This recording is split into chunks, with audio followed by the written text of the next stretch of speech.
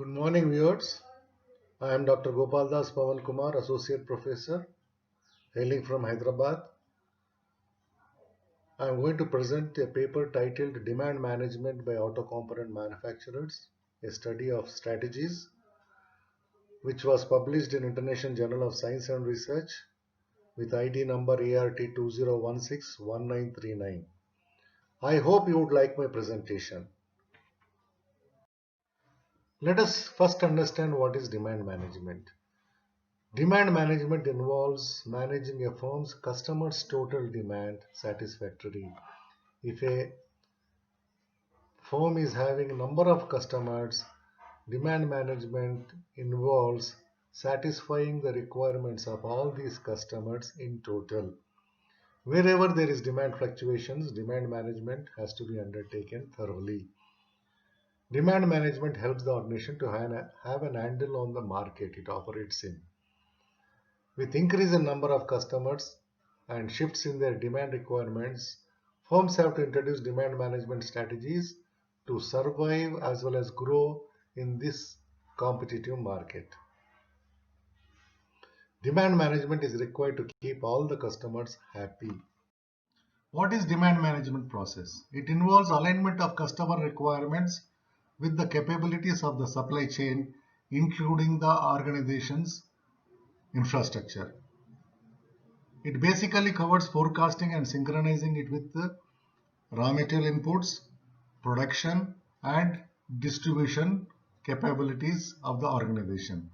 The responsibility of demand management is mostly on sales and marketing personnel because these are the guys who are closer to the customers and their feedback is to be given a lot of importance. Forecast accuracy needs to be improved regularly considering all the inputs from time to time. The incremental cost of improving forecast accuracy helps improving customer service and savings in inventory costs. Principles of demand management shows that a demand is an aggregate of customer requests for products that have to be manufactured and subsequently sold. That means a demand is nothing but a collection of all customer orders which have to be manufactured and delivered at scheduled time. The demand plan is based on assumptions which are related to economy as well as actions of the competitors. With shorter manufacturing lead times, the need for an accurate demand plan is reduced. What does it mean? It indicates that when manufacturing lead time is short, the organization can react fast in meeting urgencies. The objectives of the study were to find the strategies followed by auto component manufacturers for managing the demand during 4 different scenarios. The first scenario was when demand declined. Second scenario, when demand increased. Third scenario was in the short-term period, that is less than 1 year. And fourth scenario was in the long term, that is more than 1 year. And please note that scenario 1 and 2 strategies pertain to marketing as well as organizational strategies. Scenario 3 and 4 pertain to manufacturing strategies. So these 4 scenarios looked at the strategies what the companies adapted to manage the demand. Please note that in the presentations on different slides you will find some acronyms which I would like to explain to you now. ACM stand for Auto Component Manufacturers. OEMs stand for Original Equipment Manufacturers. Original equipment manufacturers are vehicle manufacturers, and under which we get passenger cars, which is denoted by PC, multi-utility vehicles denoted by MVUV, commercial vehicles are denoted by CV, 2-3 wheelers pertain to motorcycles, scooters and autos. Let us discuss about the limitations of the study. The study comprised of only Indian companies. The sample consisted of 50 auto component manufacturers The survey was done through structured questionnaire, and the surveyed companies were all suppliers to either passenger car, multi-utility vehicle, commercial vehicle, two, three-wheeler, tractor segments, or a combination of all these. Only Tier 1 companies were directly contacted who were suppliers to OEMs. Tier 2, Tier 3 companies were not included in the survey to avoid any effect of bullwhip. Research methodology was based on primary and secondary data. The population for the study comprised all major ACMs, which numbered around 250. And prior to shortlisting, the ACMs had visited Auto Expo to meet the company representatives and collect the details of the CEOs, vice presidents, directors, VPs, GMs, and plant heads. The study was conducted by telephone and online through Google Form. The secondary data was collected from ACMA and SIAM websites. ACMA stands for Automotive Component Manufacturers Association and SIAM stands for Society for Indian Automotive Manufacturers. And other secondary data was collected from consultancy organizations, textbooks, and articles by researchers. The contribution of Indian auto industry to the economy is commendable. Indian auto industry is among the top 10 in the world production, holding second position in two-wheelers, sixth in cars, eighth in commercial vehicle, and is the largest in tractor segment. India has got 15 companies manufacturing passenger cars and multi-utility vehicles, 9 companies which manufacture commercial vehicles, 16 companies manufacture two and three wheelers, and 14 companies are in tractor manufacturing of different HPs. It has produced around 23.36 million vehicles in 2019 to 20 year. It contributes 2.3 billion to GDP and generates around 50 lakh direct and indirect employment. The turnover being $57 billion, converted into Indian rupees, it is rupees 3,95,900 crores. The reasons for demand fluctuations in India is very typical. The demand shifts take place every year during New Year and festival seasons. It declines during the month of April and December. Year-end sales pushed by OEMs in the month of March dampens the sales in April, whereas the sales in December are sluggish due to bumper sales during festival season in the previous months. Also, vehicle purchased in December is considered a year older if sold in the next month of January. This is also a major reason why sales in December is low. Unexpected demand shifts could be due to changes in micro and macro environments. For example, for the last 6-7 months, the sales of all products have declined because of COVID. An ACM could be supplying to only one OEM or many in the same segment or to different segments.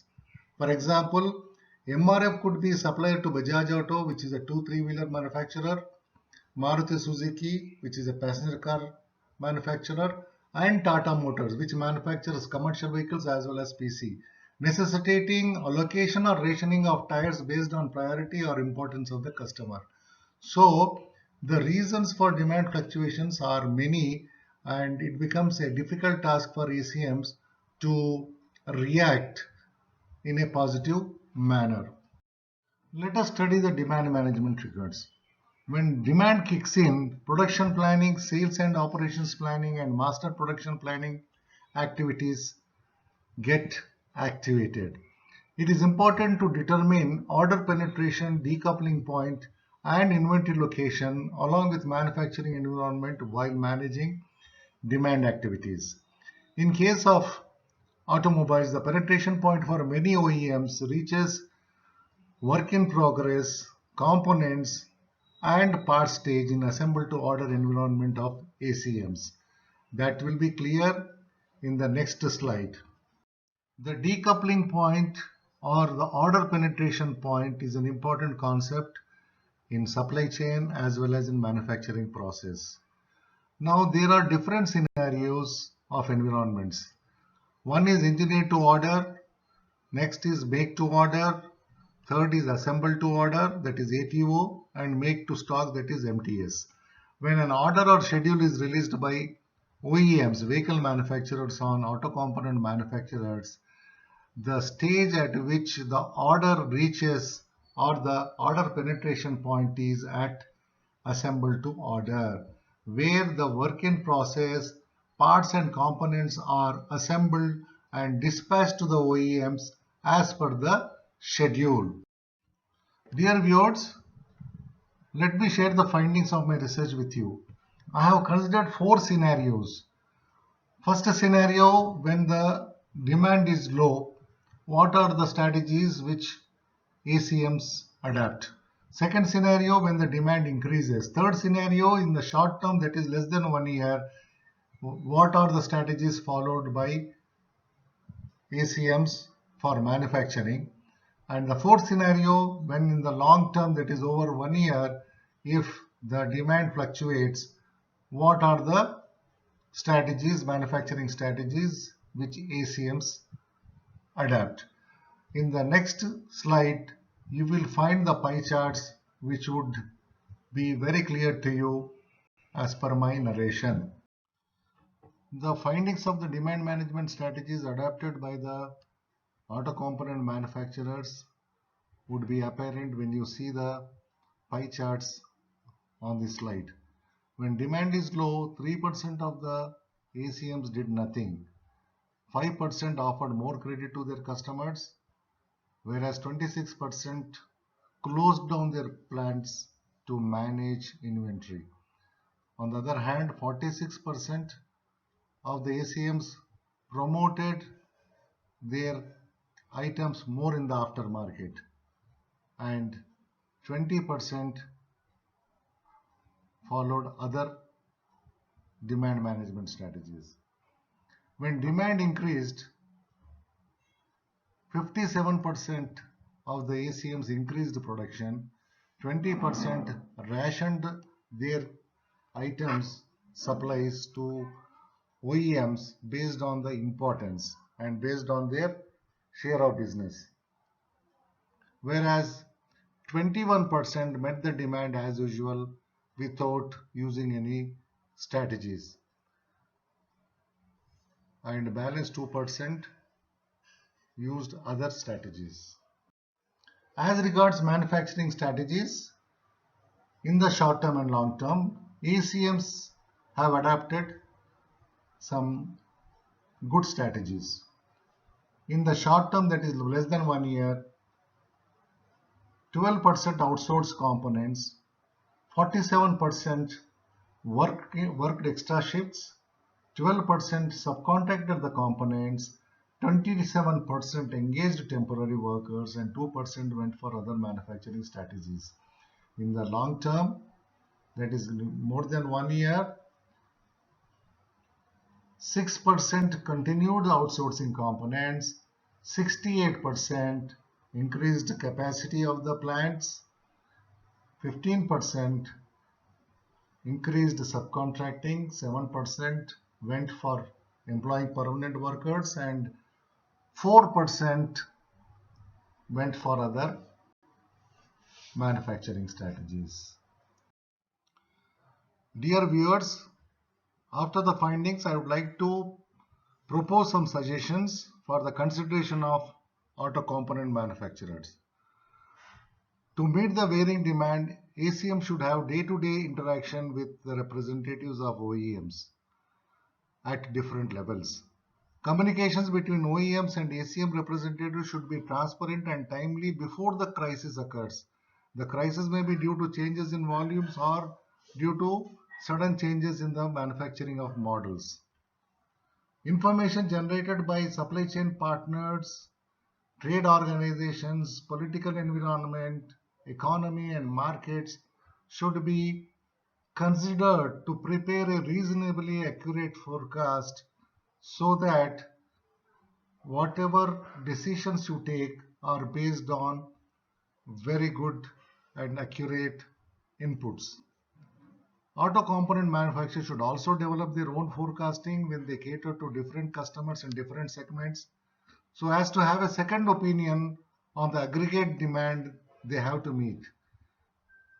With this kind of suggestions, I hope the auto component manufacturers would be placed in a better position. So viewers, thank you very much for listening to my presentation. I hope that some of you will be benefited from my research paper. Thank you very much.